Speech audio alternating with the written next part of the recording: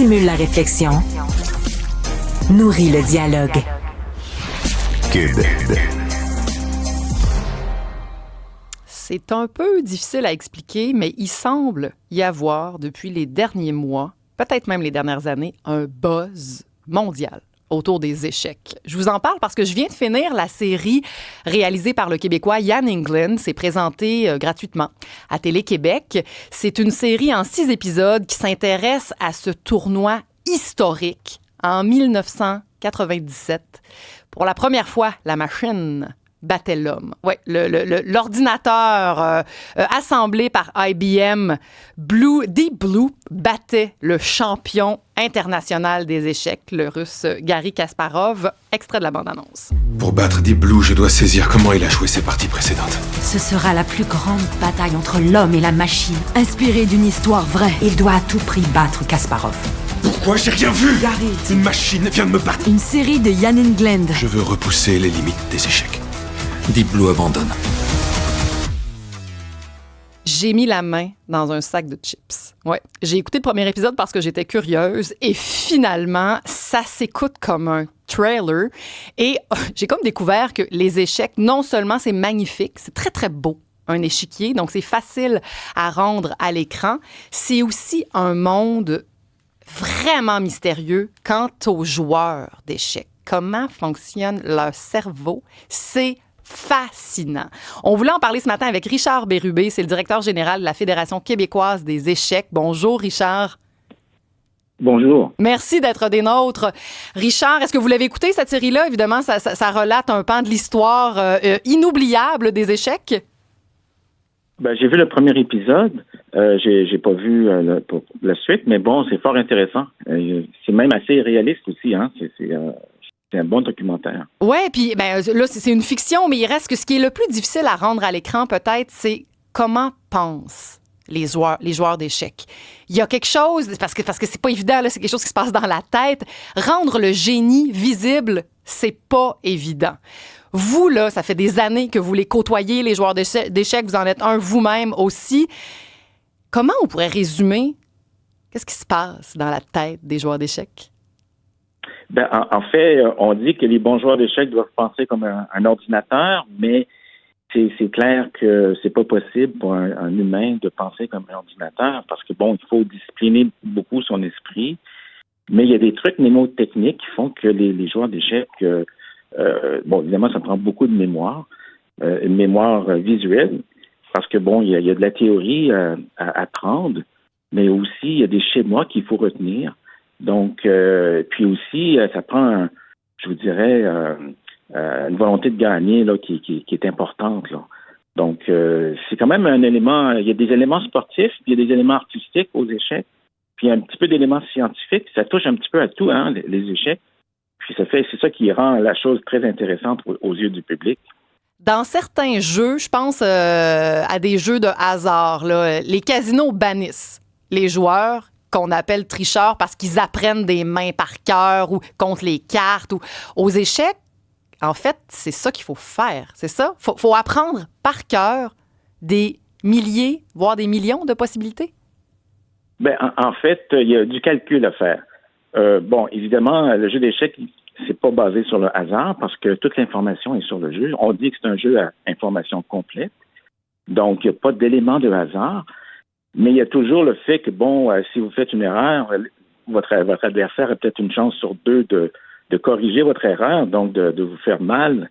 Mais c'est pas le hasard, le même type de hasard qu'on retrouve, par exemple, au backgammon ou quelque chose comme ça.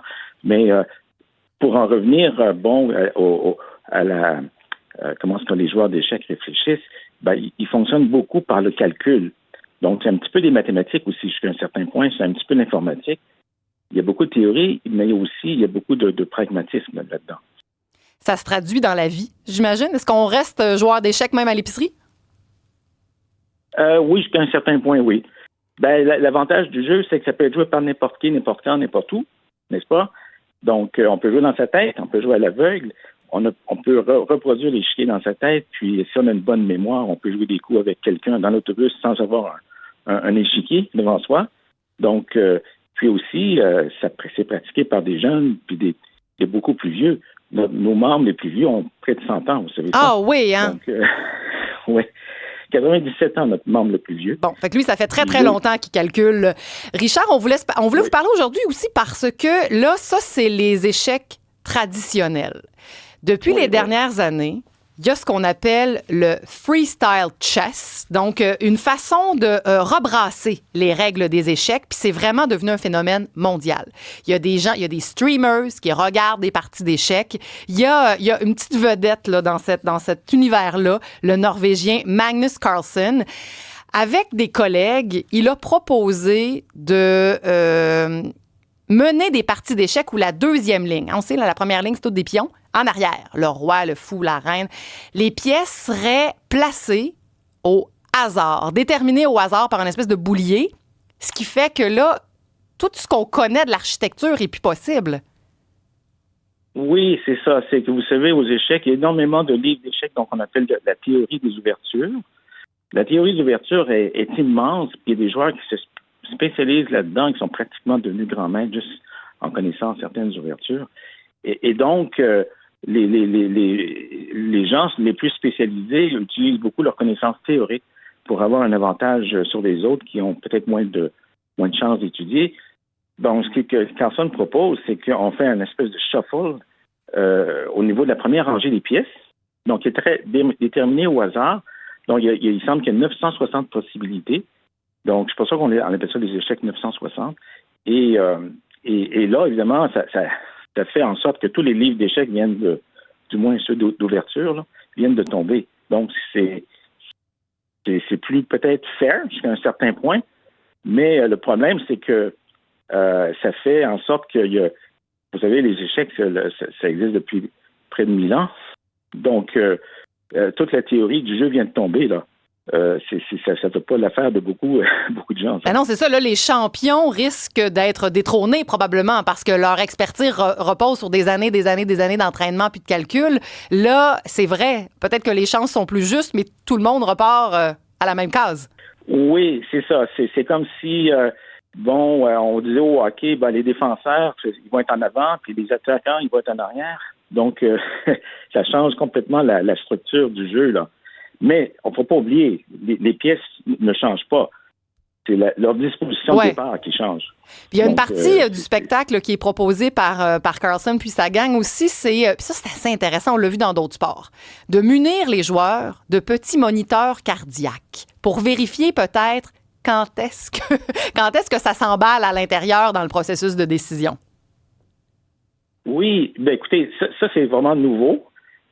C'est sûr que, on dit que les échecs sont un petit peu un sport parce que, il y a beaucoup d'éléments de sport au niveau du stress cardiaque et du stress général.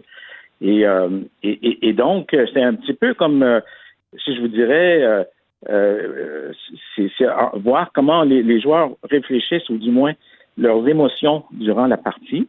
C'est un peu comme les commentateurs sportifs qui vont voir le coach là, durant une partie de hockey, puis il dit c'est quoi ton plan? Vos joueurs, ils sont-tu corrects, sont-ils pas corrects? Donc, c'est s'infiltrer dans le jeu durant l'action. Et c'est ça qui fait que ça amène beaucoup plus de popularité. C'est une idée intéressante. Parce que ça nous donne une donnée qui habituellement est invisible. Là. Les joueurs d'échecs sont un peu comme des joueurs, je reviens avec ça, comme les joueurs de poker. Ils ne doivent rien démontrer pour pas donner des munitions à l'adversaire. Fait que le moniteur cardiaque nous donne, nous, en tout cas, spectateurs, un petit indicateur qu'on pourrait pas percevoir autrement. Oui, on est rendu sur le cœur. Bientôt, ça va être peut-être... par la suite, ça va peut-être être on va faire des encéphalogrammes en même temps. Ah oui. En même temps qu'on joue, là, c'est avec les neurones, tout ça. Écoutez, plus on en sait sur les participants, plus les spectateurs sont intéressés. Ça, c'est sûr. En terminant, Richard Bérubé, comment se portent les échecs au Québec? Est-ce qu'on a de la relève? Est-ce que vous voyez, vous, un regain de popularité? Comment on situe ça, les échecs, en ce moment? Oui, écoutez, à tout niveau, on a beaucoup plus de joueurs qu'avant. Il y a le cinéma qui nous aide, vous savez, avec la série Queen's Gambit, ou encore avec Liane Englund. Il y a beaucoup de vedettes aussi qui jouent aux échecs, comme on parle à Djokovic, par exemple, au tennis. ou encore Lewis Hamilton en Formule 1. Donc, les échecs se portent bien. Puis, c'est Internet, il y a quand même son mot à dire là-dedans parce que, bon, le dernier championnat du monde, il y avait Google qui était comme commanditaire. Partenaire, oui. Donc, oui, le phénomène des réseaux sociaux aussi aide les échecs. Vous savez, les échecs, c'est vraiment fait pour Internet. Hein? On dirait que ça a été fait sur mesure pour Internet et vice-versa. Et donc, ça donne un bon coup de pouce, là. Les échecs en ligne, qu'on appelle. Donc, les gens peuvent jouer à tout moment en ligne. Ça amène beaucoup de... Puis là, à un moment donné, on dit aux gens, écoutez, vous n'êtes pas tannés de jouer devant votre ordinateur, venez jouer chez nous, avec des vrais gens, des vraies personnes. Donc, ça aide, les deux, ça aide, là. Ben oui, puis ça nous donnerait l'occasion de se mesurer à votre centenaire, là, cet échec-queux de 97 ans. Là. Moi, il pique ma curiosité. J'aimerais ça faire une entrevue avec cette personne-là. Oui. Ben oui, forcément, parce que tous les joueurs ont la chance de gagner. Puis les pièces sur le jeu, comme je vous disais, c'est un jeu d'information complexe. Fait que tout le monde a sa chance, la même chance de gagner, y compris les centenaires.